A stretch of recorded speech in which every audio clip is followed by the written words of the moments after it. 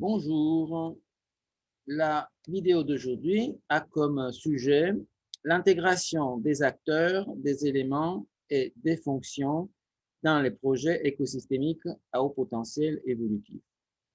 La question qu'on va se poser, c'est comment, à partir d'éléments, des sujets, acteurs et des fonctions différentes, on arrive à constituer un écosystème projet qui soit aligné avec les vivants, qui soit aligné avec les principes des écosystèmes, qui soit viable et à haut potentiel. Alors, voilà, ça c'est les projets. Donc, on va mettre les caps sous les projets, mais avant d'arriver au projet, on va examiner d'abord l'écosystème naturel, la genèse et la synchronisation des écosystèmes. Alors, d'abord, voilà, pour démarrer un écosystème naturel, en fait, il y a un minimum d'éléments, un dénominateur commun de départ, très simple. Par exemple, dans l'image à gauche, on a un ovule avec un spermatozoïde, ou bien deux étoiles qui vont arriver à se rapprocher sans fusionner l'une dans l'autre et commencent en fait, à faire une danse qui va permettre en fait, à d'autres éléments de s'unir pour constituer une galaxie. Voilà. Il y a toujours un socle, une base de démarrage qui permet ensuite à d'autres éléments de se manifester, d'être intégrés, ce qui permet à l'écosystème en fait d'évoluer en suivant certains principes, mais sans avoir une certitude concernant les résultats. C'est tout un ensemble d'éléments qui vont être intégrés les uns et les autres et qui vont donner la typologie, la particularité à l'écosystème. Voilà. Maintenant, dans l'image à droite, qu'on avait déjà examiné dans la vidéo précédente, on voit qu'il y a différentes typologies d'acteurs, d'éléments et de fonctions qui sont mis en jeu. Et évidemment, il y a un monde à la surface, par exemple les herbivores qui sont sur la surface, il y a les carnivores, il y a des oiseaux, il y a des abeilles, les plantes, les arbres, transformation donc de l'énergie solaire en macromolécules biologiques, organiques, à travers la transformation du dioxyde de carbone et des éléments minéraux inorganiques du sol, biomasse animale, etc., etc. Il y a des décomposeurs, micro-organismes, champignons, vers, des terres, etc. Évidemment, on peut imaginer que le point de vue de ces acteurs change et en fonction de leur évolution et en fonction du territoire ou de la perspective du territoire qu'ils ont par rapport à leur habitat. Et même, on peut dire que la partie organique qui assure la vision change énormément entre les yeux d'un renard, celui d'une abeille, etc. Il y a des grosses différences, ou les yeux d'une taupe, par exemple. Donc, malgré les différences qui existent dans toutes ces typologies d'éléments qui participent à l'écosystème, chaque élément dans sa niche et à sa juste valeur représente un élément fondamental de l'équilibre de l'écosystème à un moment donné. Donc, c'est très important, ces sujets, même si c'est juste métaphorique, pour imaginer que dans un projet écosystémique, les différents acteurs puissent avoir des typologies de visions différentes selon leur, leur niveau évolutif, leurs besoins, des aspects spécifiques culturels, etc. Ça ne veut pas dire que ces éléments ne puissent pas être compatibles, même synergiques. Ce qui est important, c'est de pouvoir trouver les bonnes conditions des mises en relation pour pouvoir faire converger tous ces éléments, les synchroniser et pouvoir les mettre en résonance avec la raison d'être collective. Donc après cette présentation, on passe à l'humain, qui est toujours au centre des projets écosystémiques collectifs humains, forcément, avec ses visions et ses hauts potentiels. Alors, dans cette présentation, on fait une analyse historique. Bon, ça n'allait pas trop loin, mais quand même. Le dit-on, connais-toi toi-même et sois qui tu es. En fait, c'était Socrate qui disait dans l'ancienne Grèce, et la signification de ces préceptes était sache qu'il y a en toi un principe d'excellence qui doit guider tes actions. La raison, entre guillemets. Pour Socrate, c'est connaître soi-même, c'est savoir donner les meilleurs de nous-mêmes. Ça veut dire faire gagner la raison et l'intelligence en toute situation. Bien sûr, il y a plein d'interprétations possibles. Dans le cadre des projets écosystémiques, on peut imaginer que cette raison, cette intelligence, c'est l'intelligence des principes écosystémiques, c'est-à-dire les principes qui permettent à un ensemble d'éléments, d'acteurs variés et des différences, des grandes différences les uns par rapport aux autres, de s'unir pour constituer un ensemble synergique très fonctionnel et pertinent. Alors, donc, on peut dire que la raison, c'est la raison du fonctionnement des écosystèmes. Pourquoi pas? Ça peut être notre hypothèse. En tout cas, dans le cadre des projets écosystémiques. Une autre analyse qui vient encore plus loin de l'ancienne, l'Inde ancienne, en fait, les Védas, les systèmes des centres énergétiques des chakras, mais qui est présente aussi dans la culture soufie, dans la culture juive, égyptienne, chez les Mayas, apparemment, dans la recherche que j'ai fait, résulte ça. Et en fait, ces centres énergétiques représentent quelque part la manifestation des hauts potentiels. Le chakra d'en haut, qui est considéré les chakras spirituels, alors, je mélange aspect spirituel et matériel dans cette phase historique parce que c'est très important qu'on puisse capter différentes sensibilités. C'est qui est un peu le fil conducteur de toutes ces présentations. On touche des aspects matérialistes et métaphysiques en essayant de garder l'utilité selon la présentation. Alors, le premier chakra, c'est connecter à la source et à sa vraie nature.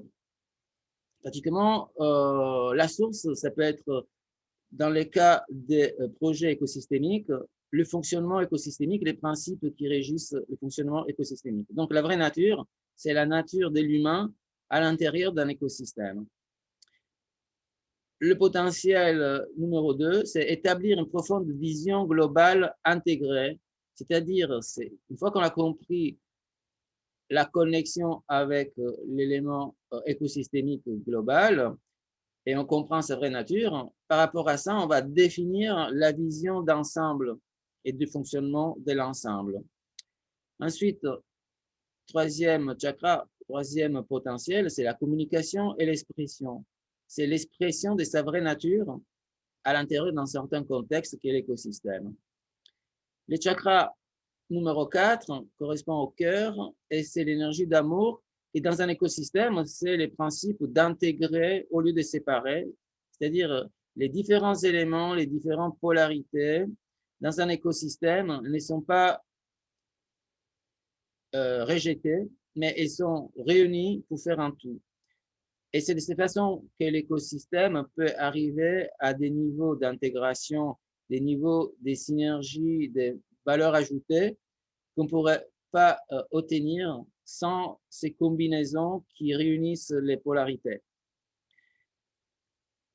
Cinquième chakra, cinquième potentiel, c'est agir et prendre contrôle de sa vie. C'est le potentiel de contrôler sa vie en alignement avec notre vraie nature, c'est-à-dire la nature écosystémique dans l'hypothèse des projets écosystémiques. Donc, affirmer un certain contrôle du vivant et du matériel par rapport à ce qu'est le fonctionnement écosystémique. C'est exactement la ligne directive de l'ingénierie écologique.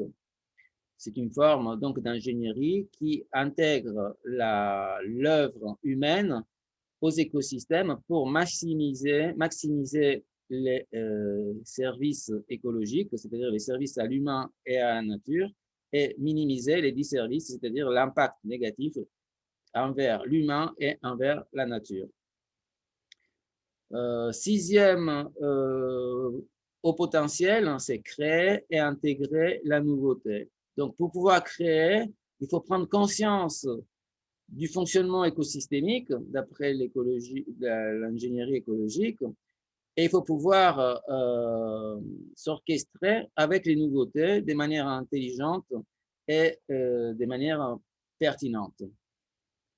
Et enfin, l'enracinement et contrôle de la matière, ça veut dire être complètement en lien aussi avec la matière, en comprendre les lois physiques qui régissent la matière et pouvoir la transformer donc vers une production, une réalisation souhaitée, de manière à que ça soit fonctionnel avec l'écosystème et que ça soit fonctionnel aussi avec notre nature profonde.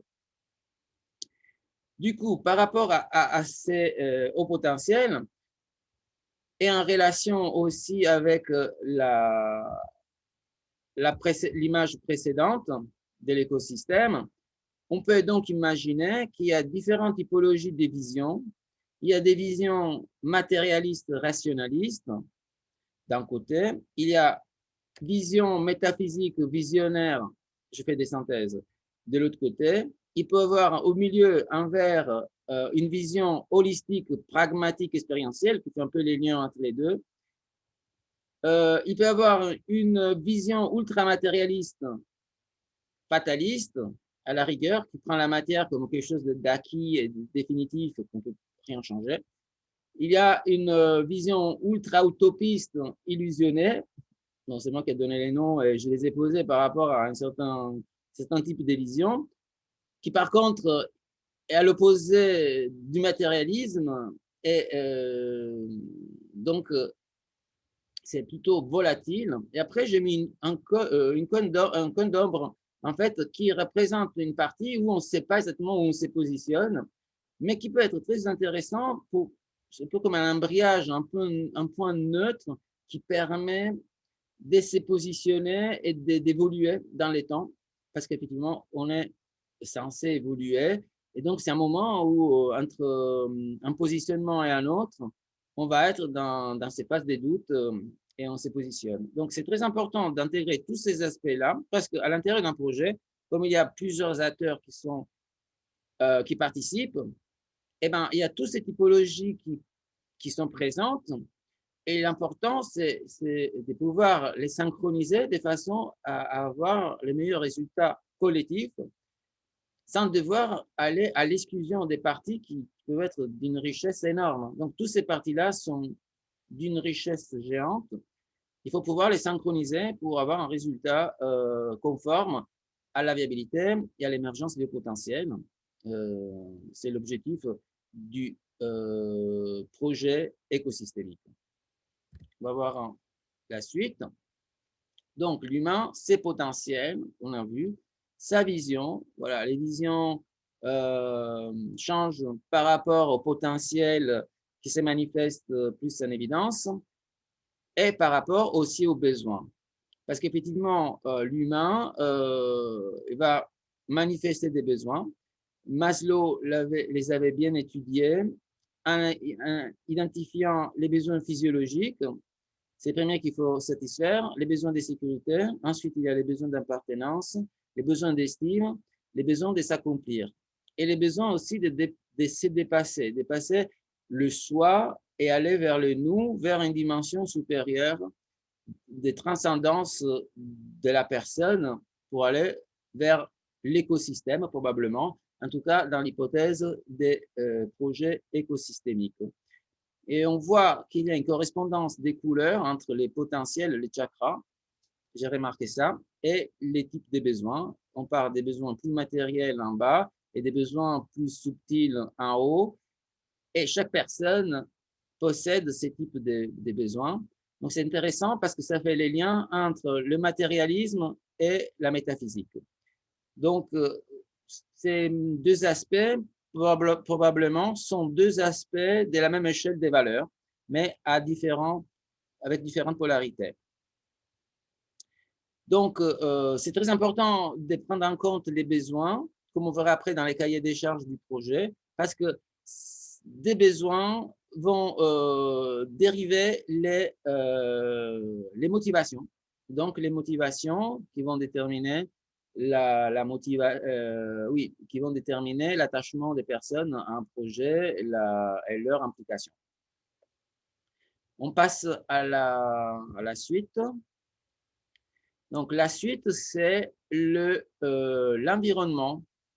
L'environnement humain que je représente dans cette image avec les 8 capitaux ou valeurs selon l'économie régénérative. Alors, dans un projet écosystémique, il n'existe pas que le capital financier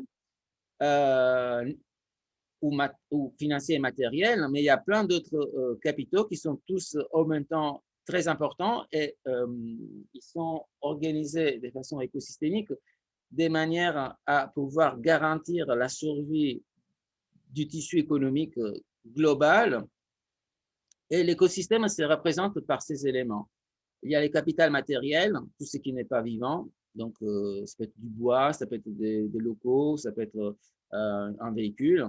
Vivant, c'est la nature, c'est les animaux, les plantes, tout ce qui est vivant. Social, donc c'est le capital qui correspond à la société, aux relations. Alors, capital financier que j'ai transformé en monnaie parce que la monnaie, c'était, selon Aristote, c'est définissait par 3 fonctions principales: intermédiaire dans les échanges, unité des comptes dans la comptabilité et réserve des valeurs. Dans ce sens-là, la monnaie va faciliter les échanges et elle est, même s'il n'existe pas, c'est la seule capitale qui n'existe pas dans l'écosystème naturel, elle va faciliter la formation des valeurs et la contribution de chaque participant à différents niveaux dans la circulation des valeurs. Il y a le capital culturel, capital intellectuel, spirituel et expérientiel qui relie en fait les expériences plus matérielles et les expériences plus spirituelles, plus, disons, subtiles.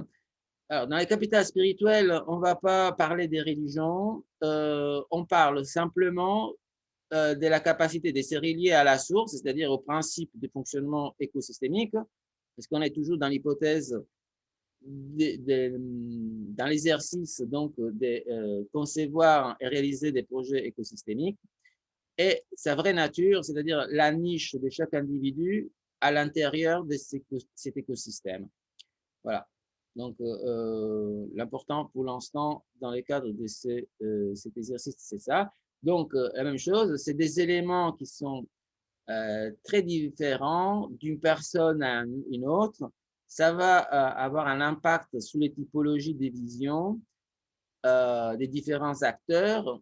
Donc, c'est très important de pouvoir relier ces éléments entre eux et que ce soit les acteurs participants ou les capitaux, les mettre en écosystème de manière à réaliser un projet le plus résilient possible, c'est-à-dire qui résiste au stress et aux sollicitations, aux impacts de l'environnement économique et environnement physique autour pour pouvoir avoir une certaine pérennité et donc être viable économiquement, éthique, redistribuer équitablement les résultats, s'occuper aussi de la nature, etc., etc. Alors, l'objet, donc une fois qu'on a défini les potentiels, les besoins et l'environnement, c'est évident que notre objectif, c'est de réaliser des projets écosystémiques. On va y arriver. C'est juste une petite slide pour préciser qu'on n'a pas oublié l'objectif. On va parler pour l'instant d'autres éléments qui pourraient être des éléments, des divergences qui ne sont pas des éléments de séparation, mais qui doivent permettre l'intégration. Et là, je vais vous parler de la vision et des niveaux de conscience. La vision, avec les différentes typologies, peut être aussi les résultats des différents niveaux de conscience.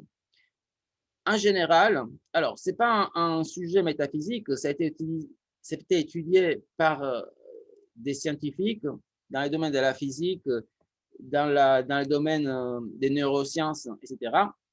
On peut parler des consciences ordinaires comme la conscience, donc la conscience au milieu ici, comme la conscience pratiquement du disque dur de l'ordinateur qui fonctionne en circuit fermé avec toutes les compréhensions, toutes les connaissances, tout ce qui a été déjà intégré, même les conditionnements, l'éducation, la culture, etc., etc. Il y a d'autres niveaux de conscience qu'on retrouve beaucoup chez des scientifiques de haut niveau qui font des découvertes impressionnantes. C'est une conscience supérieure qui a accès à des niveaux d'intuition et de créativité instantanée. C'est la conscience supérieure, intuitive. Et après, il y a une conscience primitive qui est supérieure aussi à la conscience ordinaire, qui permet un accès à une sorte d'empathie avec la nature, avec les écosystèmes et à des compréhensions différentes de la vie.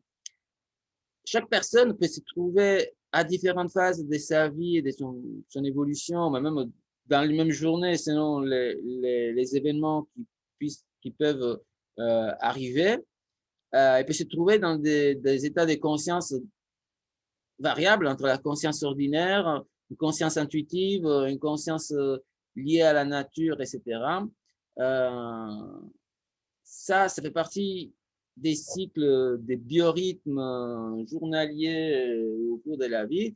Donc, c'est important de prendre en compte ça quand on se trouve dans un contexte collectif des projets écosystémiques, parce que l'idée, c'est de pouvoir s'approprier à l'intérieur du projet et toutes ces valeurs qui sont à haute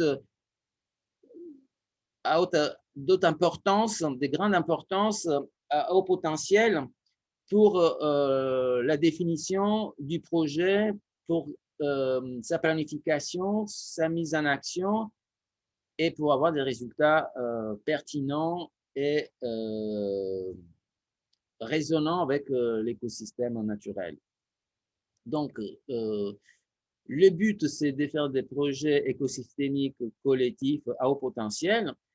Et pour faire ça, comme on a dit au début, il faut pouvoir intégrer tous les éléments, aussi différents qu'ils puissent être, à la bonne échelle, au bon moment, au bon degré de maturation et dans la bonne niche de chaque élément. Un autre aspect que je vais traiter ici, c'est la spirale dynamique. C'est en fait, je vais lire cet aspect. Les parcours de vie sont singuliers. Nous menons chacun un combat qui nous est propre, en quête d'un sens qui semble vouloir toujours nous échapper. La spirale raconte l'histoire de cette quête, la nôtre, et celle des générations qui nous ont précédés.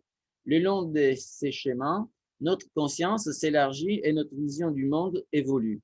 L'une après l'autre, nous allons incarner les visions du monde de nos ancêtres, puis de nos parents, jusqu'à éventuellement aller en explorer des nouvelles. Chacune de ces visions du monde est singulière, typée, spécifique. Claire Grace a été les premiers à les déchiffrer, à les décrire, précisément. Donc, en fait, ce qu'il a identifié, Carl Graves, c'est qu'à différentes périodes de l'histoire de l'humanité, il y a certaines qualités qui ont émergé, des qualités de l'humain, qui ont caractérisé des périodes très longues et chaque qualité relative à chaque niveau historique, pratiquement correspond aussi à un défaut. Du coup, ben, par rapport à ces typologies, on peut voir tout en bas, c'est le début de l'histoire de l'humain, la survie instinctive, la sécurité animiste, pouvoir égocentrique, ordre absolutiste, matérialisme rationnel, harmonie pluraliste. Alors, c'est les niveaux séparés.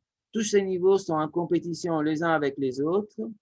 Après, on passe à un niveau intégré, c'est la vision systémique, c'est donc l'objet de notre type de projet, et la communion holistique, qui est pratiquement la vision systémique appliquée dans un contexte collectif. Et donc, on parle des projets collectifs à haut potentiel et écosystémiques. Alors, cette distinction, on va peut-être la remarquer. Il y a, par exemple, dans l'entreprise libérée de Lalou, on prend en considération des structures organisées humaines qui ont des typologies d'une couleur, d'une autre, d'une typologie ou plutôt qu'une autre. Je le mentionne ici parce que dans les cadres d'un accompagnement des projets, ça peut être très utile pour pouvoir intégrer à la bonne position ces différentes typologies pour ne pas créer des perturbations et des turbulences à l'intérieur de l'énergie du groupe, mais plutôt pour s'enrichir d'opportunités et des contributions qui sont fondamentales. Voilà. Alors, on avance. Et là, on arrive au projet. Alors, les projets écosystémiques sont des structures organisées de façon fractale, c'est-à-dire on retrouve les tout à chaque phase du projet. C'est la caractéristique de tout ce qui est quantique, entre guillemets, tout ce qui est écosystémique. En fait, on retrouve, comme dans les hologrammes, dans chaque fraction du tout, on retrouve les tout, les mêmes qualités. C'est grâce aux boucles de rétroaction qu'on définit ces cohérences d'ensemble.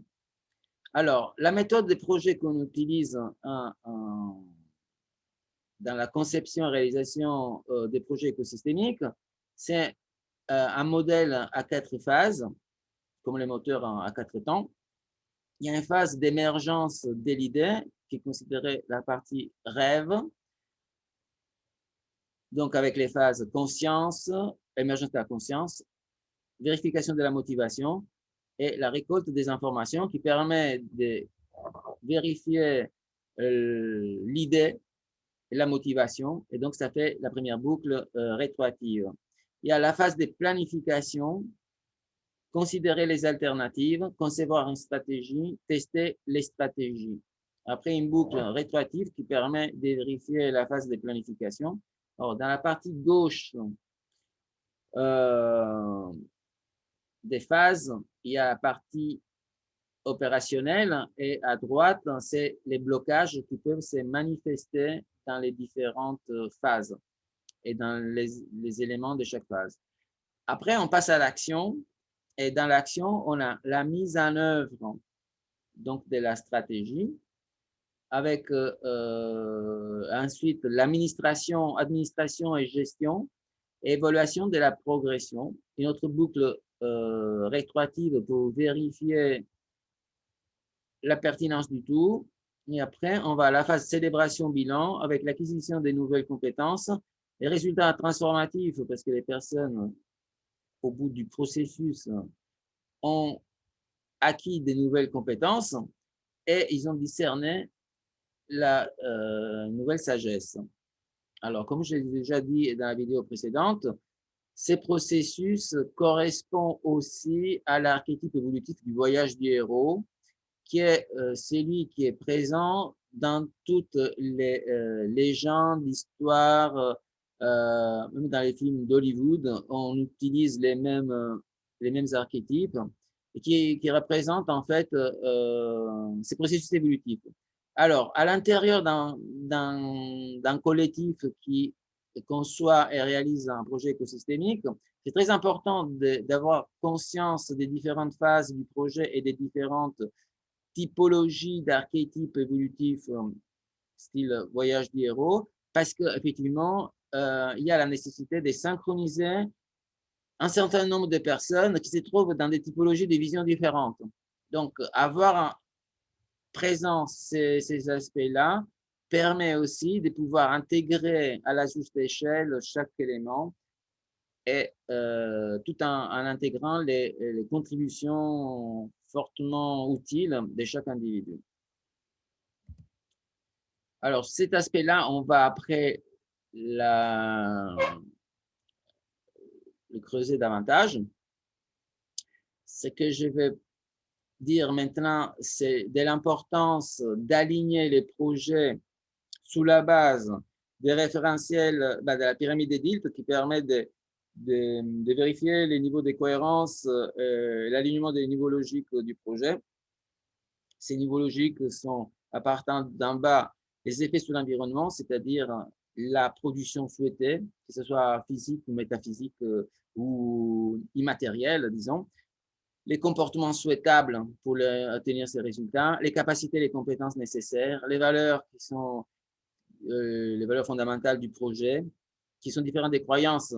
Les croyances, c'est plutôt des limites de la mesure où il s'agit des valeurs détournées. L'identité mission qui va définir donc l'action et les objectifs fondamentaux du projet. La vision qui permet d'avoir ces... en fait, c'est la vision. Ça permet d'avoir une vue d'ensemble. Et les référentiels d'appartenance supérieure, dans notre cas, dans le cas des projets écosystémiques, c'est l'alignement avec les principes de fonctionnement des écosystèmes, qui sont aussi les principes qui déterminent les valeurs et le fonctionnement et les objectifs de l'ingénierie écologique, dont je vous ai déjà dit les finalités, maximiser les services écologiques à l'humain et dans le respect aussi des besoins de la nature, et minimiser les disservices, c'est-à-dire l'impact négatif sur la nature et sur les activités humaines. Toujours dans le cadre d'une économie régénérative qui vise plus que la durabilité, le fait de régénérer les ressources, toutes les ressources, les 8 capitaux dont on a parlé tout à l'heure. Donc, ces principes d'alignement est fondamental au cours du projet. Ça permet en fait de tester à chaque niveau des cohérences des projets pour voir s'il y a des choses à modifier, si on est dans la bonne direction. Donc, le projet donc, a besoin d'être défini par rapport à la partie effet sur l'environnement ou production souhaitée à travers, identifié à travers un cahier des charges, un modèle économique régénératif à 8 capitaux, qui est détaillé dans cette image et qui permet d'identifier les propositions des valeurs du projet. C'est ce qui fait la différence par rapport à d'autres productions. Proposition des valeurs et ce qui fait que vos publics vont choisir votre production, votre proposition au sens large. Il s'agit de la combinaison des produits et ou services physiques et métaphysiques qui répond aux besoins, aux exigences de vos publics.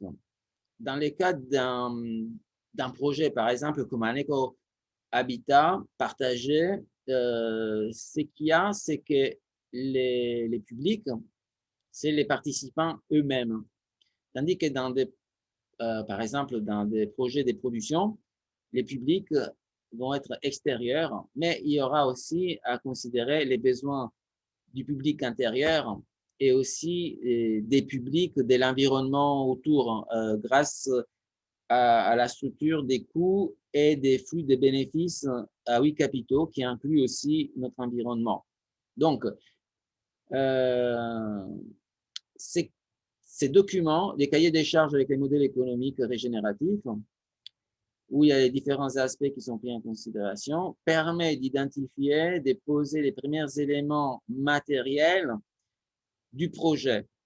Ces éléments matériels du projet vont être ensuite mis en résonance, alignés avec les principes, avec la pyramide des Diels, des niveaux de cohérence, des niveaux logiques, et aussi avec, fondamentalement, avec les 16 principes de fonctionnement des écosystèmes vivants sains, les 3 principes éthiques et les 12 principes de design écosystémique. Je rappelle que, pour revenir aussi à l'image initiale du noyau de départ de l'écosystème vivant sain naturel, le premier principe de fonctionnement des écosystèmes, c'est l'autocréation, l'autopoïèse, qui correspond en fait du grec auto, soi-même, et poiesis, production, création. Donc, et la propriété d'un écosystème de se produire lui-même en permanence et en interaction avec son environnement, et ainsi de maintenir son organisation, structure, malgré son changement des composants matériaux.